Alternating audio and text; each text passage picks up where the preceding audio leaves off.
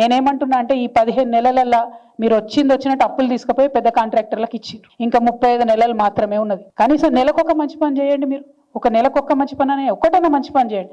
ఈ 15 నెలల్లో చెప్పుకునే స్థాయిలో ఒక్క పని కూడా మీరు చేయలేదు. అదేవిధంగా మీరు ఈ అప్పు ఏదైతే తీసుకొచ్చిరో ఆ అప్పుకు సంబంధించి ఖచ్చితంగా ఒక వైట్ పేపర్ రిలీజ్ చేయాలని చెప్పి నేను డిమాండ్ చేస్తా ఉన్నా. ఎందుకంటే 12,000 కోట్లు నెలకు నికరంగా డబ్బులు కనబడుతున్నాయి. ఒక్క సంక్షేమ పథకం ప్రారంభం కాలేదు, ఒక్క పెద్ద ప్రాజెక్టు ప్రారంభం కాలేదు. కానీ పెద్ద కాంట్రాక్టర్లకు మాత్రం పేమెంట్స్ కంటిన్యూస్గా జరుగుకుంటూ పోతున్నాయి. ఈ విషయాన్ని ప్రజలు గమనిస్తూ ఉన్నారు. మీ ప్రాధాన్యత పెద్దవాళ్ళ మీద ఉంది, పేదవాళ్ళ మీద లేదు. కాబట్టి ఇప్పుడు రేపు గవర్నర్ ప్రసంగం ఉంది, దాంట్లో ఉన్న క్లారిటీ ఇవ్వండి. మనకి మొత్తం ఈ మంత్ అంతా కూడా బడ్జెట్ సమావేశాలు ఉంటాయి, దాంట్లో ఉన్న వైట్ పేపర్ పెట్టండి. కానీ ఒక స్పష్టత ఇవ్వండి.